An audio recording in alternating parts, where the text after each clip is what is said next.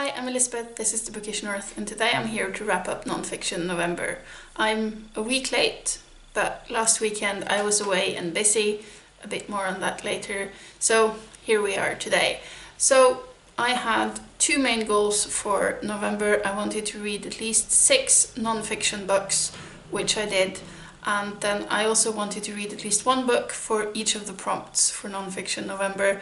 There were 4 prompts. I managed to finish books for 3 of them, and I started one for the last as well. I just didn't finish it during November.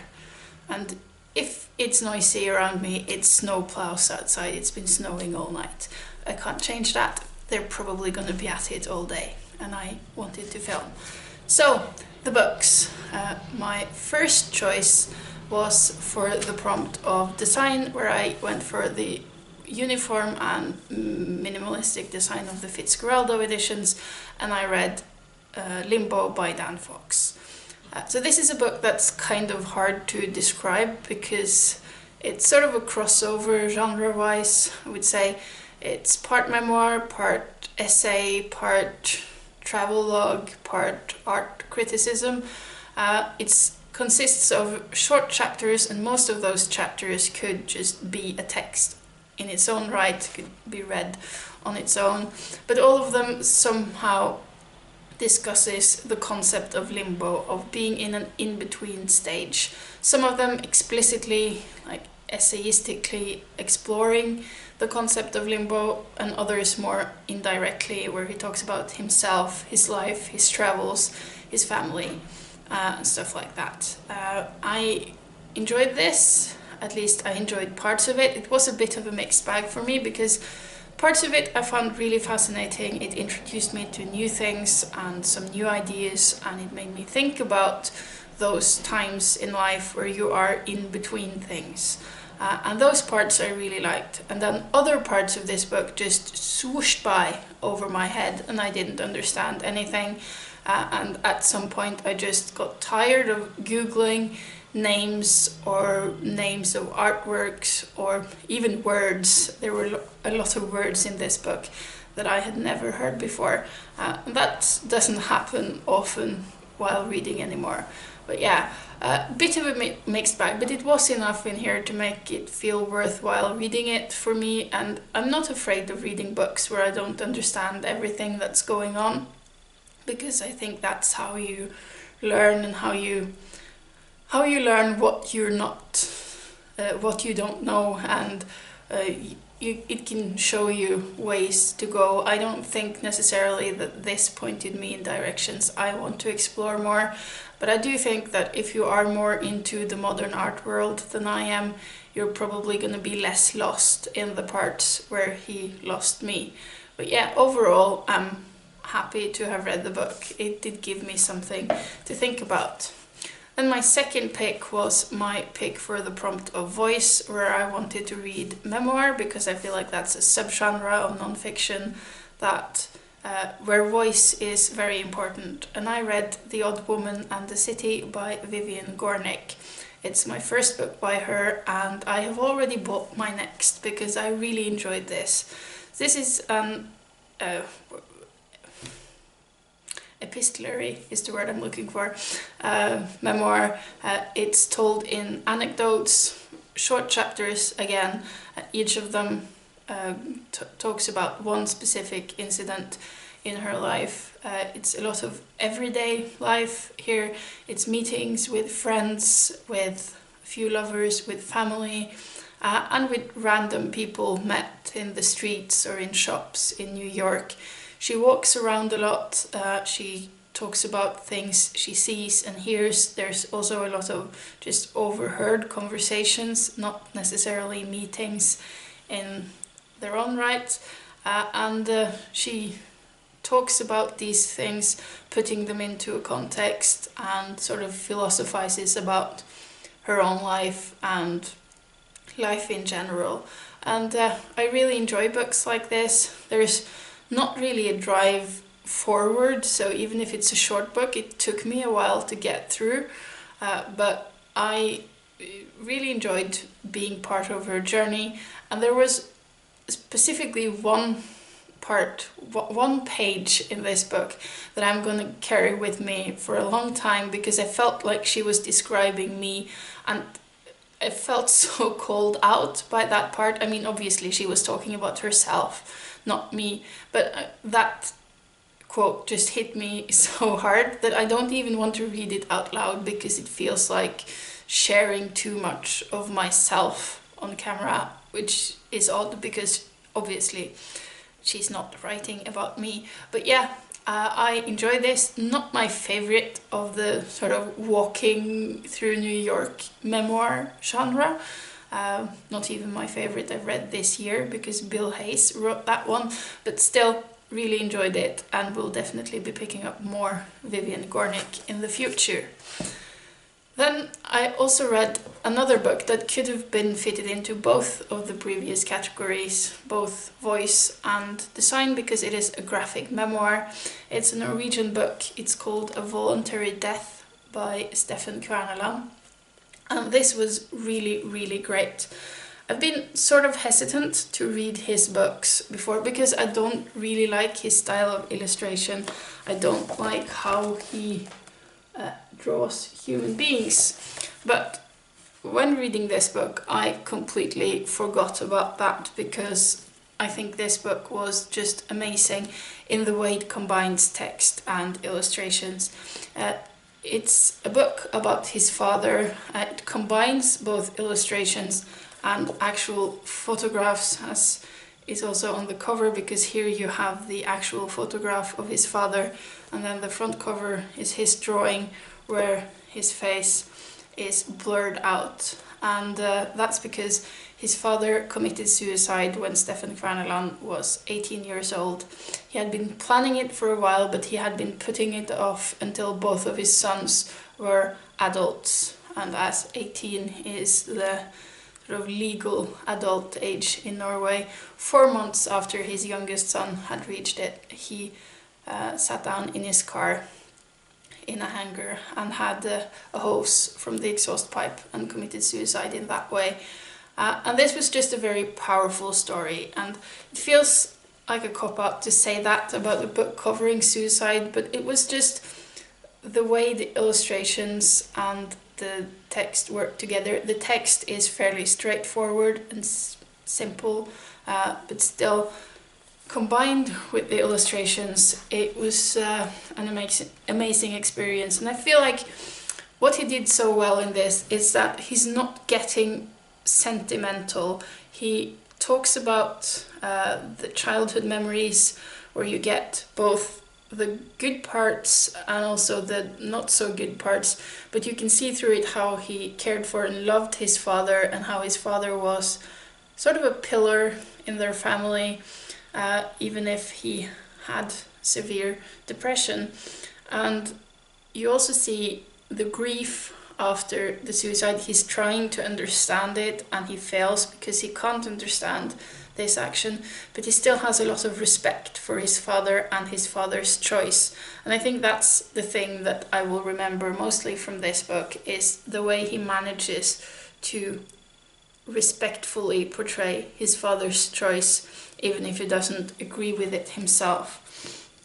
I also particularly liked how he combines family photos with the drawings, and you know, from the childhood parts there's a lot of color and illustrations, and then when he gets on to talk about the actual suicide and the grief, it's all in black and white. And I particularly like this spread where you have first the picture of the car that he used to kill himself, and then you have Stefan here sitting, drawing and talking about this, and then he's starting to talk about the specific things that was happening while he was in that car, and then he's just saying, fuck it, I can't draw this, and then the illustration of him gets all blurry, and then the next page is just one big black page. And yeah, it's stuff like this that made me think that this was really an amazing story, and I'm so glad I picked it up. So that was actually all of the physical books I read or finished during November. I also finished 3 audiobooks, and I'm gonna put all of them into the category of true. They are all sort of self-development books, which seems to be a trend for me this year. I've read a lot of them. I haven't really enjoyed any, but that changed this month. The first one I picked up was Smarter, Faster, Better. If you're wondering why I'm looking down, it's because I'm cheating and having them on my phone. But Smarter, Faster, Better by Charles Duhigg. I have previously read The Power of Habit by him, and I quite enjoy that, so I thought I would give this a go as well. It is all about becoming more productive. I was a bit surprised when reading it or listening to it, because I thought it would be more directed towards an individual trying to get more productive, whereas the book is actually more about being a leader and how to make your teams more productive. But it still was interesting to read it and to hear about all the different ways that success has been made, and particularly how to do it as a group. And then the final chapter of the book was him talking about how he had used all of those techniques that he had sort of laid out in previous chapters in writing his own book, and just taking it all down to an individual level. So even though I'm probably not going to use that book as a blueprint to get more productive myself, I did really enjoy hearing about how other people have done it, and it's giving me more insight into how to lead a business, which I'm not doing myself, but I still find it interesting to read about. So the next book, which is kind of along the same lines, is The Achievement Habit by Bernard Roth, which is still also a book about being more productive, and this too works a lot with how to do it as a team, but also slightly more as an individual probably than the previous book.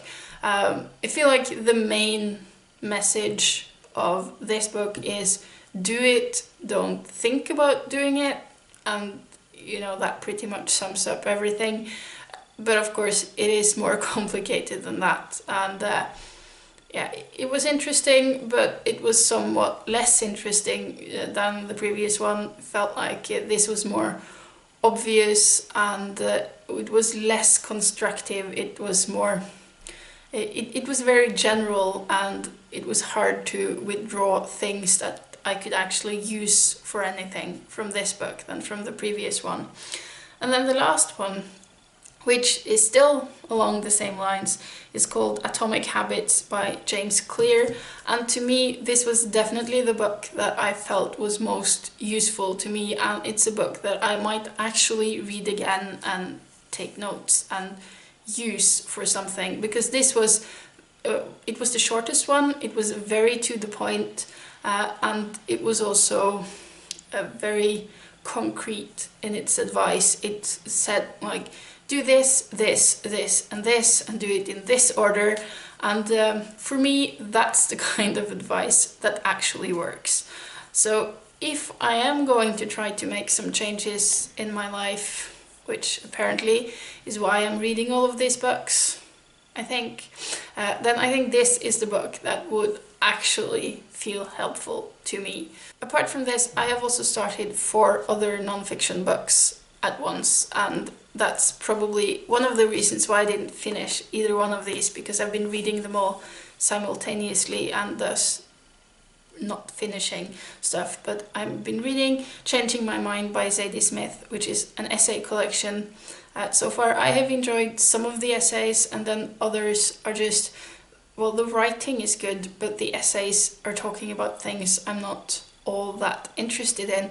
She's talking about books I haven't read and movies I haven't seen, and when I read stuff like that, it feels like I'm missing out on a big part of the conversation because I don't get the references she's pointing to. So this would probably be better read in unison with the actual works she's talking about, at least in many of the cases. And then there are some more general essays, and those I have enjoyed. But right now I'm kind of stuck at the part where she's talking about movies, and I haven't seen any of these movies, and it just doesn't interest me that much. But I'm so far in that I want to finish the book just because I have started it. Then I've also started The Language Myth by Vivian Evans with the subtitle Why Language is Not an Instinct. And it's a book that argues against the view held by people like Noam Chomsky and Steven Pinker that claims that language is an instinct specific to human beings. Although I find this book interesting, I also find it to be mostly repetition for me, because I have read basically all of the examples and stuff in here in other books previously, and that makes it a bit of a slog to get through. The writing is good and the arguments are sound. It's just that I have read them before, and that makes them somewhat less interesting to me. But I think if you haven't read it before, this is a very good book to introduce you to these arguments. And I will finish it. I'm just taking my time with it, but I have like less than 100 pages left. So hopefully I'll finish that in December. And then I also started the audiobook of listening to Becoming by Michelle Obama, her autobiography. I'm about 3 hours, I think, into that. So that's going to be my audiobook for most of December, I think, on my commute. And then finally, I am reading Soccernomics by Simon Kuper and Stefan Szymanski. And I'm really enjoying this. I'm finding this super interesting. It's a bit different than I expected it to be, because I thought this was going to be all about economics, but I guess I didn't take into account what that is, because I thought it would just be about the economy of soccer or football. It's really hard calling it soccer. I'm European, I'm going to call it football. But yeah, I thought it would be about the economy of football, but it's not. It's about anything involving numbers, which made it more interesting to me. So it's just a lot of statistics, and I like numbers and I like football. So this is a good read, but it is also fairly dense. I mean, it's not hard to read. It's just a lot of information, and I feel like I need to read one chapter at a time to be able to just digest all of the stuff. And then part of the reason why I didn't finish this was because I was away last weekend watching football instead of reading about it, because my team has had a terrible season and they were one of 6 teams that could be relegated this year. And so I went to Kristiansund, the other side of Norway, to watch the last match of the season. It's a 10-hour drive away, but I didn't drive, I flew. And I was there in a hotel for 2 nights. And we won the game, avoided relegation, and it was a great time overall. And I didn't think about BookTube or books or Nonfiction November at all. I was just thinking about football. But I will finish this in December because I do find it very interesting. So that was my Nonfiction November summarized. I had a great reading month. I've read, I think, about 100 pages of fiction this month. The rest of it has been nonfiction, and I'm going to continue for a while yet because I still have books to finish. So yeah, happy to have participated, and I'm already looking forward to next year. So until next time, bye bye.